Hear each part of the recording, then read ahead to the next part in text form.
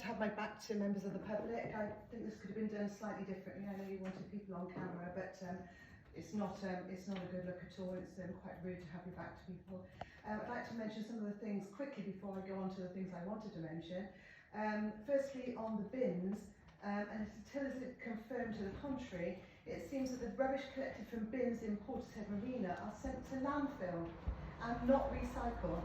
And some years ago, residents raised the absence of recycling bins, and now Paul Gardner talks about recycling bins as if it's a new idea. It's not.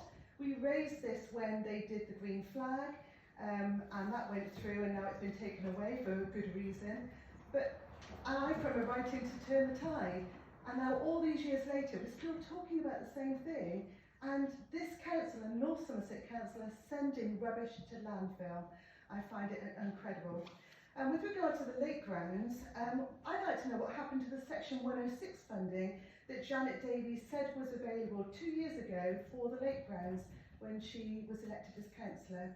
I'd also like to know what happened to the consultation that Portishead Town Council, under the Portishead Independent Party, promised our town, separate to the North Somerset Council consultation. I think on this iPad I've actually got the whole of the speech that went on your website.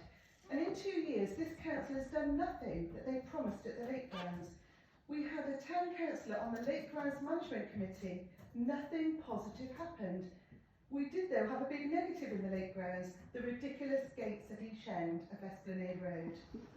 I'd like to mention integrated care. As I mentioned at the last meeting, which a lot of you may not have been present at, regarding dementia care, and now tonight integrated care, I'm not sure where you've been over the last few years, because a lot of people in the North Somerset Community Partnership, the health social enterprise that I worked for, they were involved in integrated care. You talk about it as if it's new. And I don't really want my town councillor dealing with care. I want the experts dealing with care. And I'm getting quite annoyed with your jargon you're using, which is already out there. There are lots of teams working, and you almost do them a disservice by talking about them as if they haven't been doing what you're now planning to do.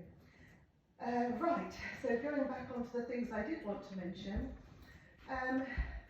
this must be the first time ever in my memory that we've now got a Portishead Town Council chairman who doesn't live in Portishead. It's a new one on me. So I just want to mention a few things. It's important that the chairman, whoever they are, whether they are the current chairman or the acting chairman in times of absence, that any pertinent town discussions are actually communicated to all their town councillor colleagues. I'm talking about pertinent discussions, and that they are discussed in a formal manner and recorded. And the reason I'm raising this is just recently we've had comments on various subjects by members of the Portishead Independent Party, but they forget we've got 2 Liberal Democrat town councillors, and on some of the subjects they knew nothing about them.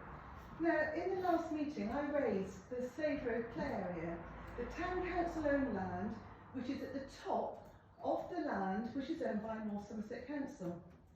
And in the meeting last week, Paul Gardner said that he had told North Somerset Council twice that this town council would not want to sell the land to the district council. I can't remember any conversation about this. And in fact, Councillor Aldridge, who's a brilliant chair of Community Matters, I'm glad he's chair again this year, he didn't know anything about it either. You can't go off on your own. You represent the town, and you represent the town council as chairman. And individual councils, you do the same. And when it's something pertinent like that, you have got to discuss it. You can't have town councillors at these meetings not knowing what's going on behind their backs. Irrespective of what political party they are, it's wrong. And I also hope that the Portishead town councillors on this council, who are also district councillors, communicate to the electorate that they do not represent Portishead Independent Party at district level. We found this out by accident, and the North Somerset Council solicitor and legal representation told us this. So when the Portishead Independent Party councillors are elected at district level, they go up to North Somerset Council in Weston, they suddenly abandon Portishead Portishead, the title Portishead, they abandon Portishead Independent Party, and they then join the independent group on North Somerset Council. That's not representing our town. I'm disgusted that there are district councillors who are elected onto the North Somerset Council, voted on by the people of Portishead, and yet when they get there, they stand for something else and not the Portishead Independent Party. And Nicola Holland, I'm still waiting for a response to you from my email. Now you say meetings are dull at times, and that's why you want to reduce the meetings. You haven't stood for what you said you would do at the beginning. You said that the people would be important in these meetings, that we'd engage.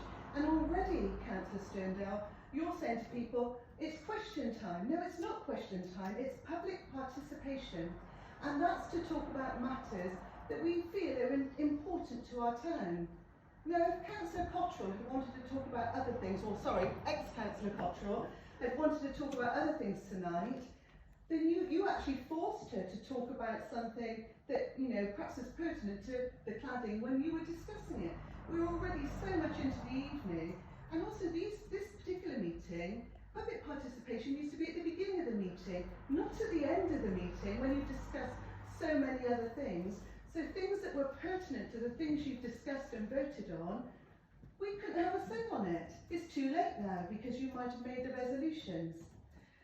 You also said that you've listened to Clevedon and Western councils. Well, come on, we're not Clevedon and Western, we're Portishead, and you were voted in as the Portishead Independent Party with the exclusion of the two Liberal Democrats who served this town very well, I may add. So, you are here for Portishead. So you promised so much in your manifestos, and yet you're not delivering.